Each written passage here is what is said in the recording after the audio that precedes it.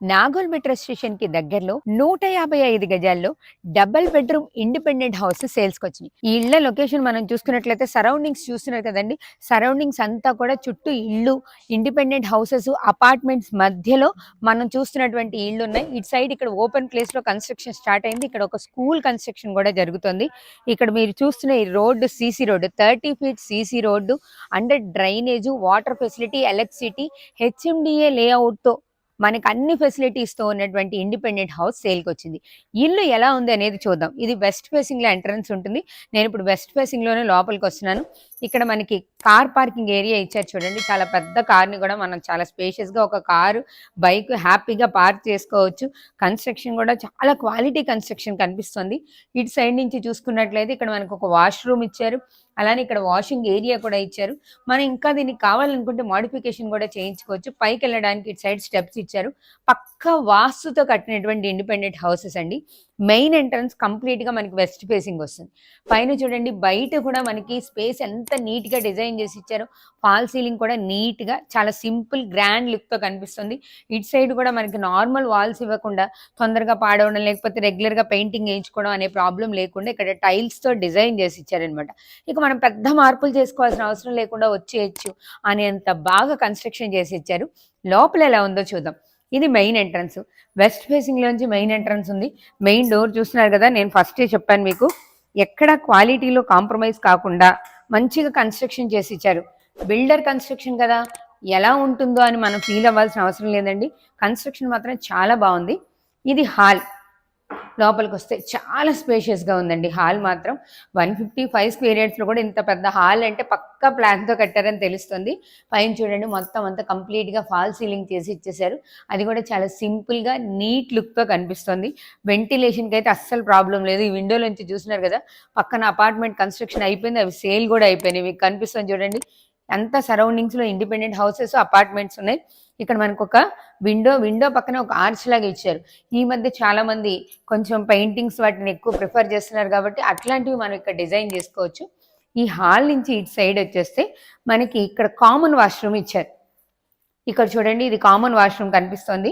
ఇంక మనం ఈ మధ్యలో వుడ్ వర్క్ చేయించుకున్నప్పుడు దీన్ని పార్టీషన్గా ప్లాన్ చేసుకోవచ్చు, లేదా కర్టెన్స్ ఎలా కావాలంటే అలా ప్లాన్ చేసుకోవచ్చు. ఈ ఆర్చ్లో మనం ఈ ఆర్చ్ నుంచి కనుక రైట్ సైడ్ చూసుకుంటే ఇటు సైడ్ మనకి చిల్డ్రన్స్ బెడ్రూమ్ ఉందండి. ఇటు సైడ్ వచ్చేసరికి మాస్టర్ బెడ్రూమ్ ఉంది. మాస్టర్ బెడ్రూమ్ ఎలా ఉందో నేను ఒకసారి మీకు చూపిస్తాను. ఇది మాస్టర్ బెడ్రూమ్. 6x6 కాట్ వేసిన తర్వాత కూడా మనం ఫ్రీక్వెంట్గా హ్యాపీగా మొత్తం తిరగచ్చండి. కనిపిస్తుంది కదా, అక్కడ కరెక్ట్గా ఆర్చ్ ప్లాన్ చేశారు. కింద చూడండి, మీకు 6x6 కార్ట్ కోసం ఇక్కడ ఆర్చ్ ప్లాన్ చేశారు. ఇది అయ్యాక కూడా మనం హ్యాపీగా తిరగచ్చు. విత్ అటాచ్డ్ బాత్రూమ్తో ప్లాన్ చేశారు. ఇటు సైడ్ మనకు ఒక విండో ఉంది. ఇక్కడ పక్కన ఇంకొక ఇండిపెండెంట్ హౌస్, సేమ్ మనం ఇప్పుడు చూపిస్తున్న ఇండిపెండెంట్ హౌస్ లానే ఇది కూడా సేల్కి ఉంది. సేమ్ మెజర్మెంట్స్తో ఉంటుంది.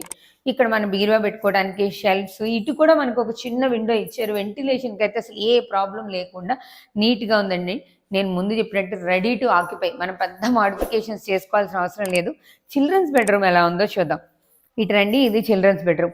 చిల్డ్రన్స్ బెడ్రూమ్ అనగానే కొంచెం కంజెస్టెడ్గా ఉంటుందని అనుకుంటాం, కానీ ఇది చూడండి, దీంట్లో కూడా మనం 6x6 కాట్ వేసుకోవచ్చు. ఇక్కడ మనకి స్టోరేజ్కి కూడా ప్లేస్ ఇచ్చారండి. అసలు ఇది చాలా చాలా ఇంపార్టెంట్. ఇండిపెండెంట్ హౌసెస్లో స్టోరేజ్కి చూడండి ఎంత పెద్ద స్పేస్ ఇచ్చారో. ముందే పక్కగా ప్రీ ప్లాన్డ్గా కన్స్ట్రక్షన్ చేసి ఇచ్చారు.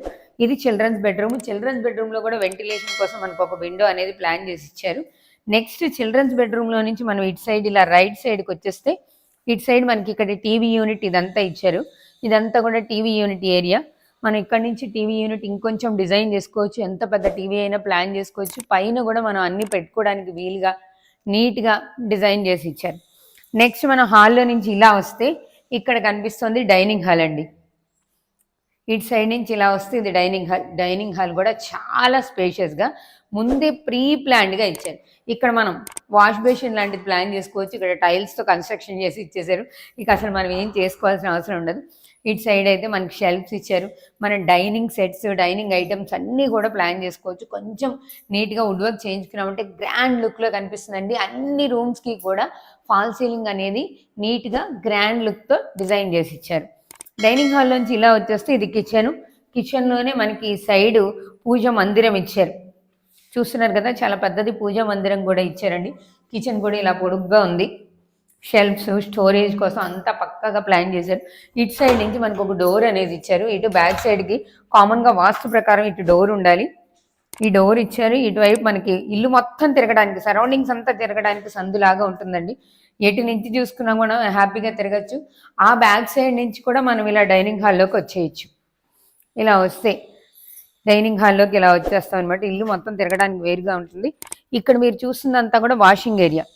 అటు చూస్తున్నారు కదా, అదంతా కూడా కంప్లీట్గా వాషింగ్ ఏరియా ఇచ్చారు. అక్కడ మనం వాషింగ్ మిషన్ అలాంటివి ప్లాన్ చేసుకోవచ్చు. వాస్తు ప్రకారం ఇక్కడే మనకి సంపు, బోరు అవన్నీ ఉంటాయండి. ఇక్కడే ప్లాన్ చేసి ఇచ్చారు. మనకి మున్సిపల్ వాటర్ కూడా ఇక్కడ ఒక ట్యాప్ లాంటిది కనెక్షన్ చేసి ఇచ్చారు. ఇది మొత్తం కంప్లీట్గా స్టోరేజ్, వాటర్ స్టోరేజ్ కూడా ఎంత ఉందో చూడండి. ఇది ఈశాన్య మూలకు వస్తుంది. ఇక్కడ వాస్తు ప్రకారం వాటర్ స్టోరేజ్ ఉంటుంది. ఇక్కడ వాటర్ స్టోరేజ్ ప్లాన్ చేసుకున్నారు. ఇదంతా యూటిలిటీ ఏరియా. యూటిలిటీ ఏరియా కూడా మనకి నీట్గానే ఉంది.